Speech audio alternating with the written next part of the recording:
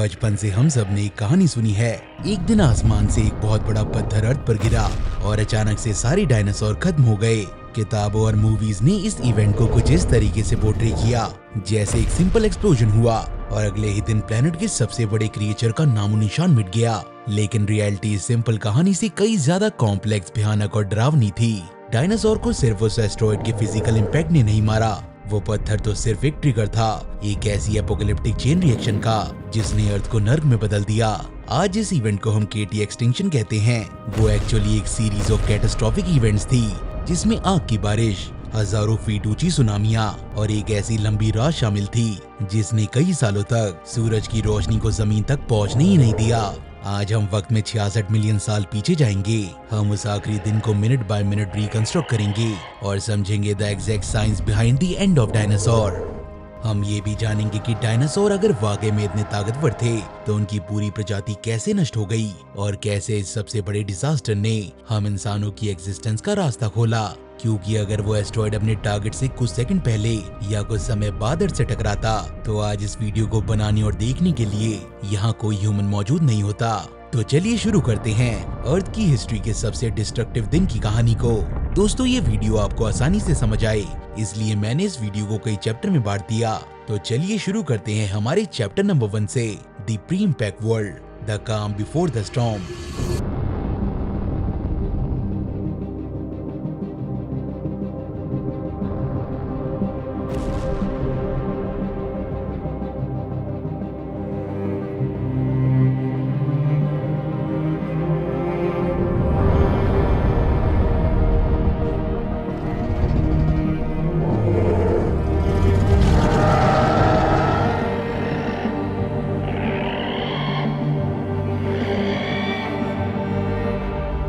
इस तबाही को समझने से पहले हमें उस दुनिया को समझना होगा जो तबाह होने वाली थी। मैं बात कर रहा हूँ लेट क्रिटेशियस पीरियड की। ये वो वक्त था जब अर्थ आज के मुकाबले काफी अलग थी। ग्लोबल टेम्परेचर आज से कई ज्यादा वार्म थे, पोल्स पर कोई आइस कैप नहीं थे और सी लेवल इतने हाई थे कि नॉर्थ अमेरिका 2 अलग हिस्सों में बटा हुआ था।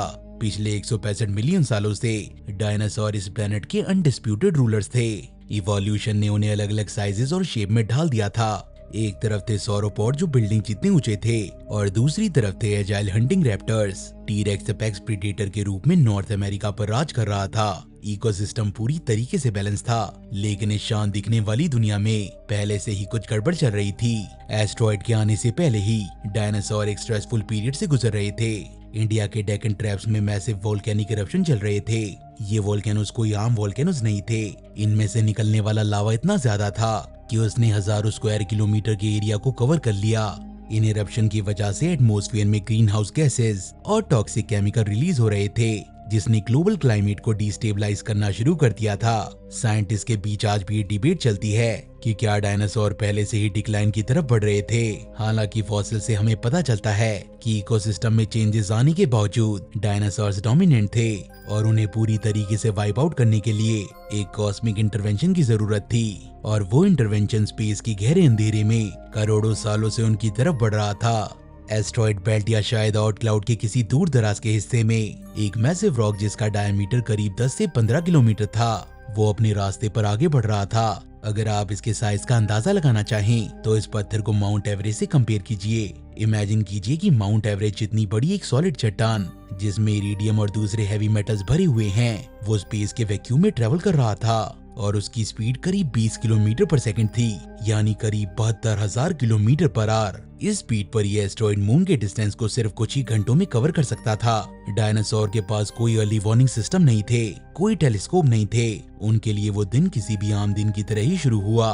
पर आसमान में एक नया चमकता हुआ तारा उभरने लगा जो हर गुजरते वक्त के साथ बड़ा और चमकीला होता जा रहा था। Ground zero, the first second of impact. जब इस जायंट एस्टेरॉयड ने अर्थ के एटमॉस्फेयर में एंट्री ली तब टक्कर इतनी इंटेंस थी कि इसके आगे की हवा कंप्रेस होकर प्लाज्मा में बदल गई। इस वक्त ये आसमान में सूरज से भी कई गुना ज्यादा चमक रहा था। नीचे जमीन पर मौजूद जब किसी भी डायनासोर ने उस रोशनी को देखा होगा तो उनकी आंखें तुरंत अंधी हो चुकी होंगी। और फिर वो मूवमेंट आया जिसने अर्थ की डेस्टिनी बदल दी। ये एस्टेरॉयड आज के मेक्सिको के युक्तान पेनिनसुला के पास शैलो वाटर में गिरा। इस जगह को आज हम चिक्सलप क्रेटर के नाम से जानते हैं। जिस फोर्स के साथ ये टकराया उसको कॉम्प्रिहेंड करना ह्यूमन माइंड के लिए लगभग नामुमकिन है। इम्पैक्ट की एनर्जी करीब 100 टेरा टन्स ऑफ टीएनटी के बराबर थी। अगर हम इसको पर्सपेक्टिव में रखें तो ये हिरोशिमा पर गिरे एटॉमिक बम से करीब 1 बिलियन यानी 100 करोड़ टाइम्स ज्यादा पावरफुल था। टक्कर के पहले फ्रैक्शन ऑफ सेकंड में एस्ट्रॉइड खुद पूरी तरीके से वेपराइज हो गया। जमीन लगभग लिक्विड की तरह बिहेव करने लगी।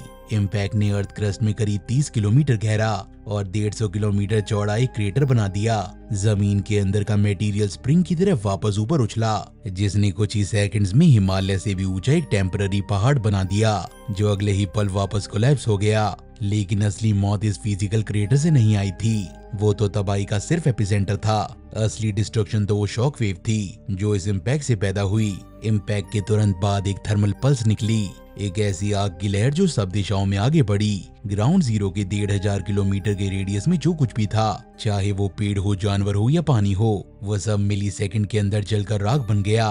उन बेचारे डायनासोर को दर्द महसूस करने का वक्त तक नहीं मिला। इसके साथ ही जमीन के अंदर एक ऐसी सेस्मिक वेव दौड़ी जिसने मैग्नीट्यूड 11 या 12 का अर्थक्वेक जनरेट किया।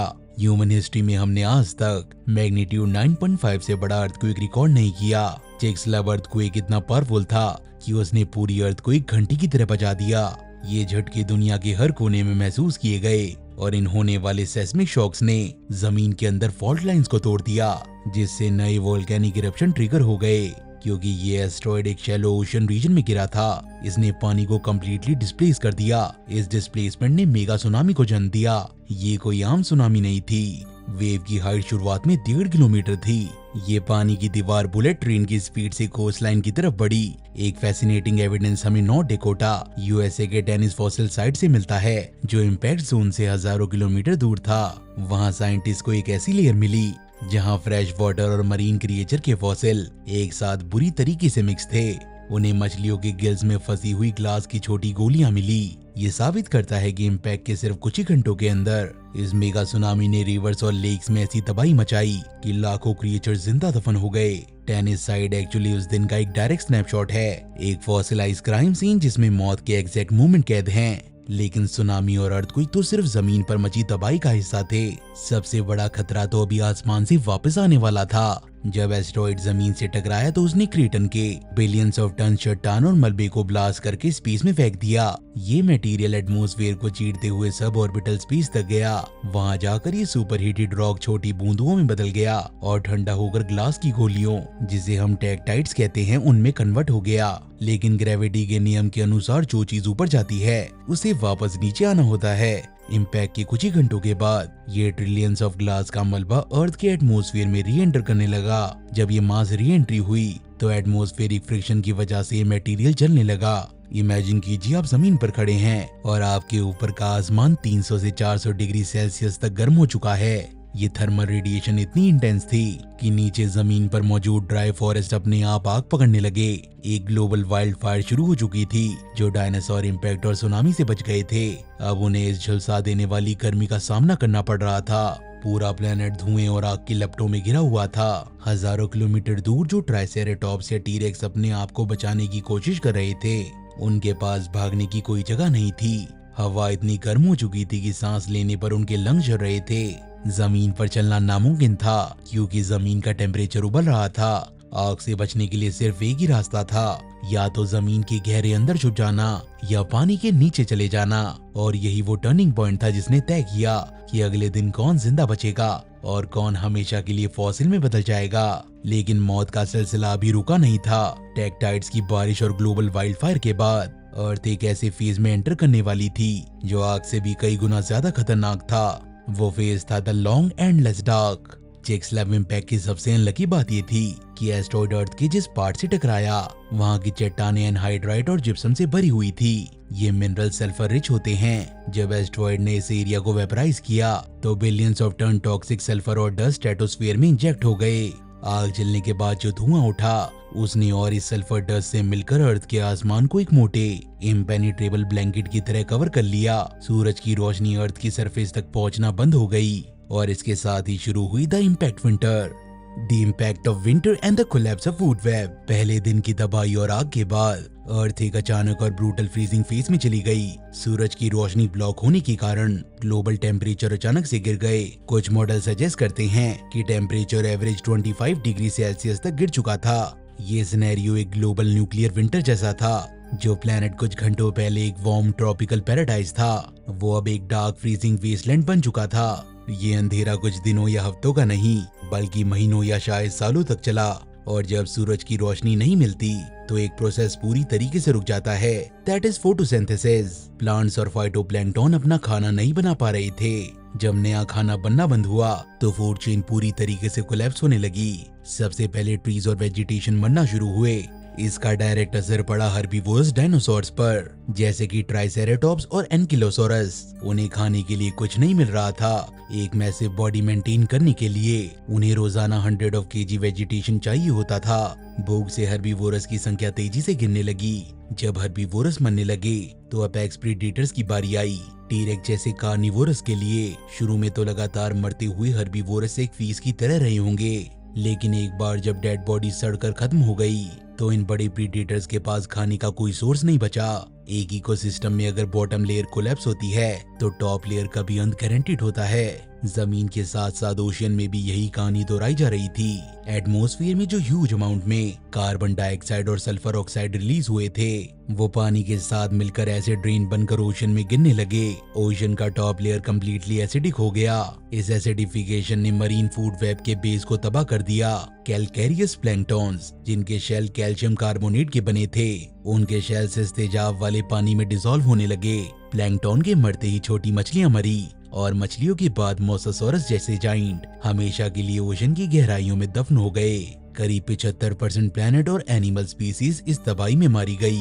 ये नेचर का सबसे ब्रूटल रूप था, लेकिन इस आखिरी अंधेरे में भी कुछ ऐसी चीजें थी जो सांस ले रही थी। तबाही के इस मंजर में एक नई शुरुआत के बीज बोए जा चुके थे। The survivors, why we are here today. जब महीनों और सालों के बाद आसमान आखिरकार साफ हुआ और सूरज की रोशनी दोबारा जमीन पर पड़ी, तो उसने एक बिल्कुल बदली हुई दुनिया देखी। टीरेक्स की दहाड़ अब शांत हो चुकी थी। बड़े सौरोपॉड्स के फिंगरप्रिंट्स आने वाली बारिश में धुल चुके थे। नॉन एवियन डायनासोर पूरी तरीके से एक्सटिंक्ट हो चुके थे, लेकिन हर कोई नहीं मरा था। तो सवाल ये उठता है कि कौन बचा और क्यों बचा। सर्वाइवर्स के लिस्ट में एक कॉमन पैटर्न था, साइज, डाइट और शेल्टर। बड़े डायनासोर अपने ह्यूज साइज और एक्सट्रीम फूड रिक्वायरमेंट के कारण मारे गए थे, पर जो क्रिएचर छोटे थे, जिनका मेटाबॉलिज्म स्लो था या जो ओमनिवोरस थे, उनके बचने के चांसेस मैक्सिमाइज हो गए। सबसे पहले बात करते हैं उनकी, जो हमारे पूर्वज बनने वाले थे, दी मैमल्स। उस वक्त के मैमल्स ज्यादा बड़े नहीं थे, मोस्टली चूहों या स्क्वेरल्स के साइज के थे। ये जमीन के अंदर बिल बनाकर रहते थे। इम्पैक्ट की रात जब आसमान आग बरसा रहा था, ये छोटी टनल्स इनके लिए अंडरग्राउंड बंकर्स का काम कर रही थी। जब न्यूक्लियर विंटर आया तो इन्हीं बरोज ने इन्हें फ्रीजिंग कोल्ड से बचाया। और सबसे इम्पोर्टेंट बात, इनकी डाइट सिलेक्टिव नहीं थी। ये डेड इंसेक्ट, रूट और बचे कुचे बीज खाकर जिंदा रह सकते थे। जब हर्बीवोरस और कार्निवोरस भूखे मर रहे थे, मैमल्स नेचर के अल्टीमेट स्कैवेंजर बन चुके थे।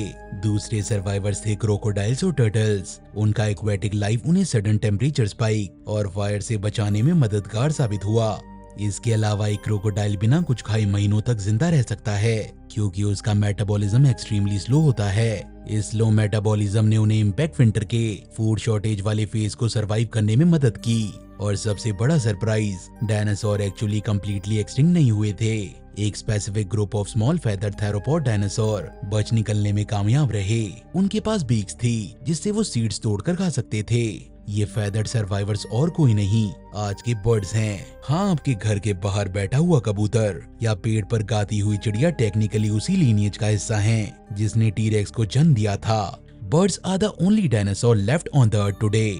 तो दोस्तों, ये थी हमारी video on the end of dinosaur. हमने देखा कि कैसे डायनासोर एक वक्त इस पृथ्वी के अनडिस्प्यूटेड रूलर्स थे और कैसे फार यूनिवर्स से आए एक एस्ट्रॉइड ने उन्हें वास्तविकता से इतिहास के पन्नों में दर्ज कर दिया।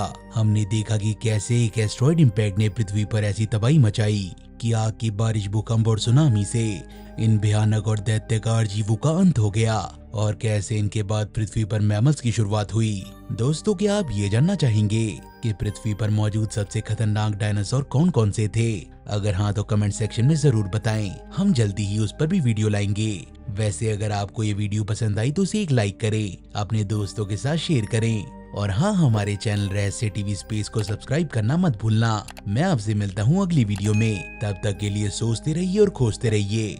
I'll see you in the next one.